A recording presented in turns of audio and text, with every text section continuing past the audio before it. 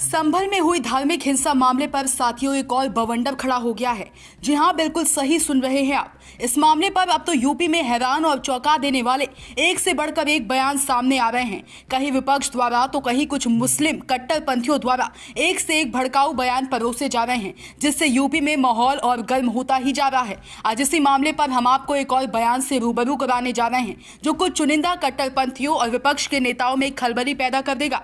संभल में मचे बवाल मामले पर हिंदू संत समाज और कथावाचकों के मामले में अब एंट्री हो गई है, क्योंकि संभल मामले पर पहले से ही कुछ कट्टर मुस्लिम मौलानाओं ने बवाल खड़ा कर दिया था और अभी भी कर ही रहे हैं। इसी बीच हिंदू संत समाज और कथावाचकों की एंट्री हो जाने और बयान आ जाने से कट्टरपंथियों में और मिर्ची लग गई है। इसलिए हिंसा मामले को लेकर सियासत गर्म हो गई है। सत्ता पक्ष और विपक्ष की ओर से अभी तक आई बयानबाजी के बाद अब एक और बयानबाजी सामने आ गई है। प्रसिद्ध कथावाचक देवकी नंदन ठाकुर ने संभल मामले पर खुलकर एक बयान दे दिया है। कहा, संभल में जो कुछ हुआ उससे हम भविष्य की कल्पना भी नहीं कर सकते हैं कि आने वाले दिनों में स्थिति क्या होगी, इसलिए हम सनातन बोर्ड की मांग करते हैं।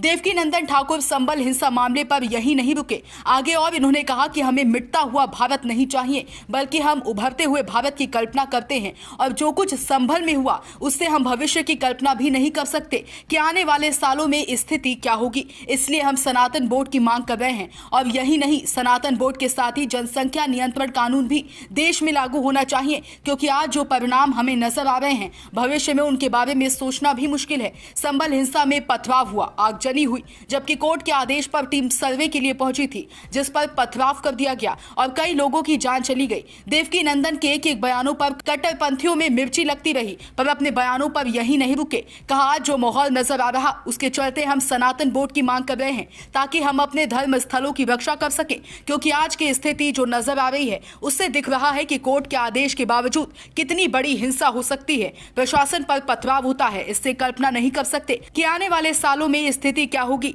इसलिए हम सनातन बोर्ड की मांग कर रहे हैं। नहीं तो आने वाले समय में स्थिति क्या होगी। संभल में जो घटना हुई है वो उचित नहीं है और यही डर हम सनातनियों में है कि जब 2024 में कोर्ट के आदेश के बावजूद ये स्थिति है तो 2034 और 2044 में स्थिति क्या होगी, इसकी कल्पना करना मुश्किल है। देवकी नंदन ठाकुर के इन्हीं सब बयानों पर सियासत में और भयंकर खलबली मच गई है। फिलहाल आगे देखने वाली बात होगी कि सनातन बोर्ड पर सरकार की क्या पहल होगी। Bureau report, Sam TV digital.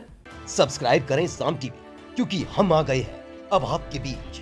दिखाएंगे सत्ता के वादों और अपराधियों के एक एक कारनामे की हकीकत। और हाँ, अगर आपके पास भी हो कोई ऐसी खबर तो कमेंट करके हमें बताएं, क्योंकि बिना डर और दबाव के हम दिखाते हैं हर एक खबर डंके की चोट पर।